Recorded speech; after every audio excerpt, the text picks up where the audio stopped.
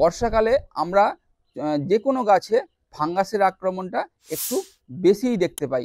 তাই আপনার চন্দ্রমল্লিকা গাছে প্রত্যেক 10 দিন অন্তর আপনারা যে কোনো ভালো মানের ফাঙ্গিসাইড স্প্রে করতে পারেন।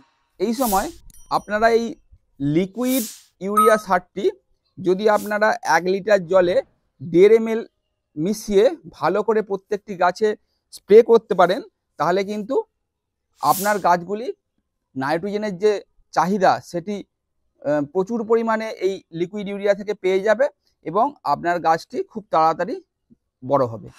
নমস্কার বন্ধুরা, আমি বাপন আবার একটি নতুন ভিডিও নিয়ে চলে এসেছি আপনাদের প্রিয় বং গ্রিন নেচার চ্যানেলে।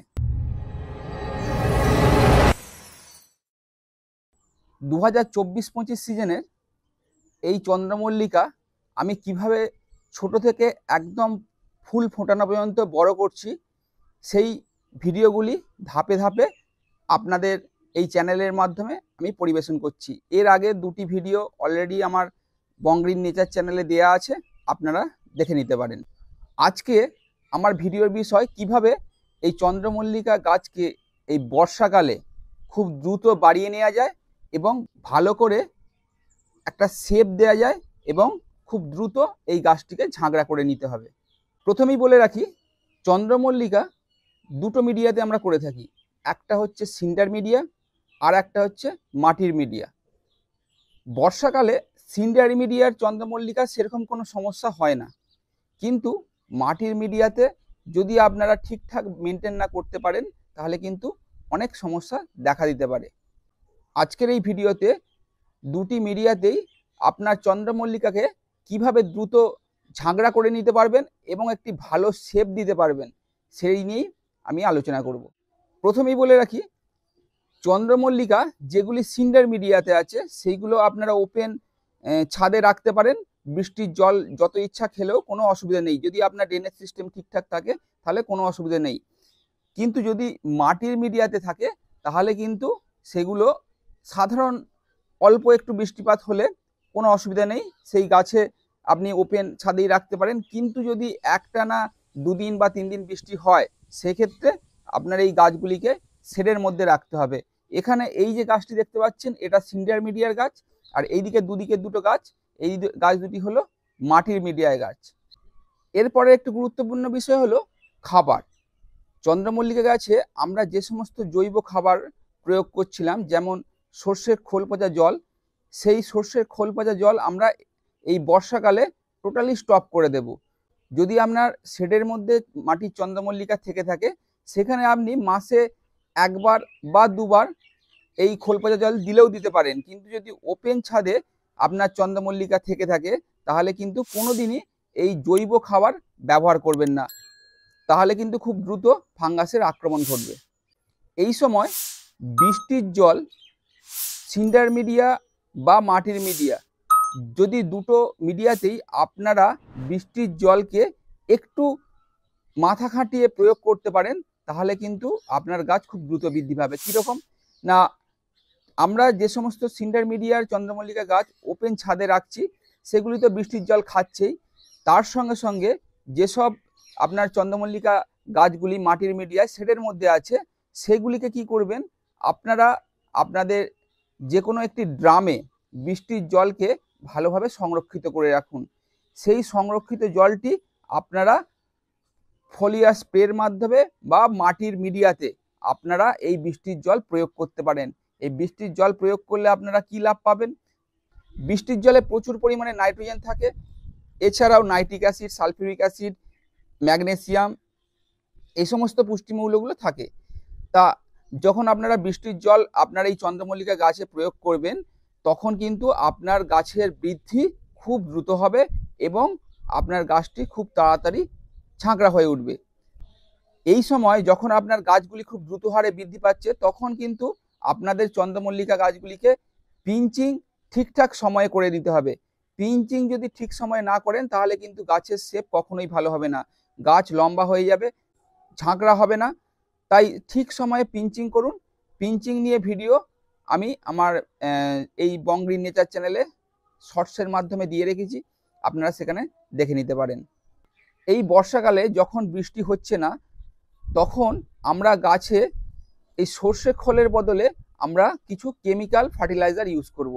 আমরা এই সময় সপ্তাহে 2 বার এনপিকে 19-19-19 এবং এনপিকে 12-61-0 এই দুটি ফার্টিলাইজার, একবার এনপিকে 19-19-19 আর একবার এনপিকে 12-61-0 ঘুরিয়ে ফিরিয়ে ব্যবহার করব। সপ্তাহে আমরা 2 বার খাবার প্রয়োগ করব এবং সেটি অবশ্যই ফলিয়ার স্প্রের মাধ্যমে 1 লিটার জলে 1 গ্রাম এই এনপিকে সারটি মিশিয়ে ভালো করে গুলে আপনার সমস্ত চন্দ্রমল্লিকা গাছগুলিকে স্প্রে করুন। এই সময় যদি আপনারা চন্দ্রমল্লিকা গাছে ইউরিয়া সার প্রয়োগ করেন তাহলে কিন্তু আপনার গাছটি আরও দ্রুত বৃদ্ধি পাবে। আমি দানাযুক্ত যে ইউরিয়া সার সেই ইউরিয়া সারের কথা বলছি না। এই সময় আপনারা এই লিকুইড ইউরিয়া সারটি যদি আপনারা 1 লিটার জলে 1.5 ml মিশিয়ে ভালো করে প্রত্যেকটি গাছে স্প্রে করতে পারেন তাহলে কিন্তু আপনার গাছগুলি নাইট্রোজেনের যে চাহিদা সেটি প্রচুর পরিমাণে এই লিকুইড ইউরিয়া থেকে পেয়ে যাবে এবং আপনার গাছটি খুব তাড়াতাড়ি বড় হবে। এই বর্ষাকালে আপনাদের আরেকটি যে কাজ করে নিতে হবে সেটি হলো এই চন্দ্রমল্লিকার গোড়ার দিকের যে শুকনো পাতাগুলি সেইগুলোই আপনাকে কিন্তু দেখে দেখে ছেঁটে ফেলে দিতে হবে। এই শুকনো পাতাগুলি বা যে পাতাগুলির বয়স হয়েছে একটু হলদে হয়ে গেছে সেই পাতাগুলি যদি আপনারা এই সময় ভালোভাবে ছেঁটে না ফেলেন তাহলে কিন্তু আপনার এই চন্দ্রমল্লিকা গাছের গোড়া থেকে ফাঙ্গাসের আক্রমণ হতে পারে। তাই ঠিক সময়ে এই চন্দ্রমল্লিকা গাছের যে গোড়ার দিকে শুকনো পাতাগুলো সেগুলো আপনাদেরকে ছিঁড়ে ফেলে দিতে হবে। এর ফলে যেমন আর ফাঙ্গাসের আক্রমণ ঘটবে না, সেই সঙ্গে সঙ্গে আপনার চন্দ্রমল্লিকার মিডিয়াতে হাওয়া বাতাস খুব ভালো চলাচল করবে, মিডিয়ায় আলো পড়বে এবং তার সঙ্গে সঙ্গে আপনার এই চন্দ্রমল্লিকার শেপও দারুণ হবে।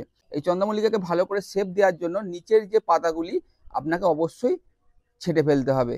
বর্ষাকালে আমরা যে কোনো গাছে ফাঙ্গাসের আক্রমণটা একটু বেশিই দেখতে পাই। তাই আপনার চন্দ্রমল্লিকা গাছে প্রত্যেক 10 দিন অন্তর আপনারা যে কোনো ভালো মানের ফাঙ্গিসাইড স্প্রে করতে পারেন। আপনারা সাফ, Ridomil gold, Bavistin, Amistar top যে কোনো ফাঙ্গিসাইড আপনারা হাতের কাছে যেটা পাবেন সেটাই আপনারা প্রত্যেক 10 দিনে একবার করে স্প্রে করুন। আমি এখানে অ্যামিস্টার টপ একটু কস্টলি হলেও এই ফাঙ্গিসাইডটি গত বছর পুরো সিজন জুড়ে ব্যবহার করেছি এবং যে সময় প্রচণ্ড নিম্নচাপ ছিল সেই সময় আমার গাছকে খুব ভালো ফাঙ্গাসের আক্রমণ থেকে রক্ষা করেছে। তাই আপনারা চাইলেই এই অ্যামিস্টার টপ ফাঙ্গিসাইডটি ব্যবহার করতে পারেন। এছাড়াও রিডোমিল গোল্ড এটিও খুব ভালো ফাঙ্গিসাইড, আপনারা ব্যবহার করতে পারেন। এবার এগুলো যদি না পান আপনারা হাতের সামনে যে কোনো ফাঙ্গিসাইড যেটাই আছে সেটাই আপনারা ব্যবহার করতে পারেন। আরেকটি কথা বলবো, আপনারা যে কোনো এনপিকে ফলিয়ার স্প্রে করুন বা এই ফাঙ্গিসাইড স্প্রে করুন, আপনারা কিন্তু যে কোনো সিলিকন বেসড স্টিকার অবশ্যই 1 লিটার জলে 1/2 ml মিশিয়ে প্রয়োগ করবেন, কারণ এই সময় যে কোনো সময় বৃষ্টি এসে যেতে পারে।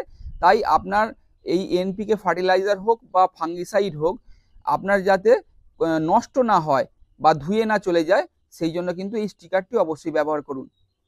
এই বর্ষাকালে আপনার গাছের বৃদ্ধি যত তত্তরিয়ে ঘটবে ততই কিন্তু পোকামাকড় আক্রমণও বেড়ে যেতে পারেন, কারণ আপনার কচি পাতাগুলি যে বেরোচ্ছে সেগুলি খাওয়ার জন্য অনেক সময়ই পোকামাকড়ের আক্রমণ হতে পারে।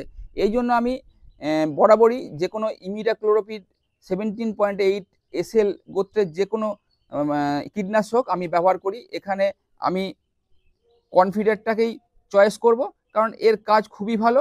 এছাড়াও আপনারা ম্যাজিক, রাজমিডা এগুলো আপনারা ব্যবহার করতে পারেন। এগুলি আপনারা 1 লিটার জলে 1 ml মিশিয়ে প্রত্যেক 15 দিনে একবার কিন্তু অবশ্যই প্রয়োগ করবেন, তাহলে কিন্তু আপনার এই গাছটি একবারে রোগমুক্ত থাকবে। এই সময় আপনাদের আরেকটি কাজ করে নিতে হবে, এই গাছটি ছোট অবস্থায় এই আপনার যখন 6 ইঞ্চি বা 8 ইঞ্চিতে আছে তখন কিন্তু একটি ছোট রিং পরিয়ে নিতে হবে, যাতে গাছটি কোনো এদিক ওদিক হেলে না পড়ে বা গাছটিকে টোটালি ভালোভাবে সাপোর্ট দিতে এই ছোট রিংটি ব্যবহার করুন। আপনারা কিভাবে রিং পরাবেন এর পরের একটি ভিডিও নিয়ে আমি আপনাদেরকে দেখাবো যে এই ছোট অবস্থায় এই গাছকে কিভাবে রিং পরাবেন। এই রিংটি পরালে আপনার গাছটি একদম সুন্দর শেপ থাকবে। আর শেষে একটি কথা বলবো, এই সময় থেকেই কিন্তু আপনাদের চন্দ্রমল্লিকাকে ভালোভাবে শেপ দিয়ে নিতে হবে। শেপ যদি ঠিকঠাক না করতে পারেন, ডিসেম্বর জানুয়ারি মাসে যখন আপনি ফুল ফোটাবেন তখন কিন্তু আপনার একই যে লেভেলে ফুলগুলো থাকবে সেটি কিন্তু হবে না। আপনার কোনো ফুল এগিয়ে যাবে, কোনো ফুল পিছিয়ে থাকবে, ফাঁকা হয়ে থাকবে। তাই একই লেভেলে চন্দ্রমল্লিকাকে ফোটাতে হলে তাহলে কিন্তু এখন থেকে শেপ দেওয়া শুরু করতে হবে। শেপটা কিভাবে দেবেন? আপনারা এই যে লেভেলটা একভাবে পিঞ্চিং করবেন। যে ডগটা বেড়ে যাচ্ছে সেই ডগটা একটু বেশি করে কেটে বা সাইডের ডগগুলোকে একটু বাড়তে দিয়ে যাতে লেভেলটা এক থাকে। এই লেভেলটা যদি এক না থাকে তাহলে কিন্তু ডিসেম্বর জানুয়ারি মাসে আপনার ফুলের লেভেলও আর এক থাকবে না। আজ এই পর্যন্তই। ভিডিওটি ভালো লেগে থাকলে লাইক করবেন, আপনার মূল্যবান মতামত কমেন্ট সেকশনে লিখে যাবেন, আর অবশ্যই বং গ্রিন নেচার চ্যানেলটিকে সাবস্ক্রাইব করে রাখবেন। ধন্যবাদ।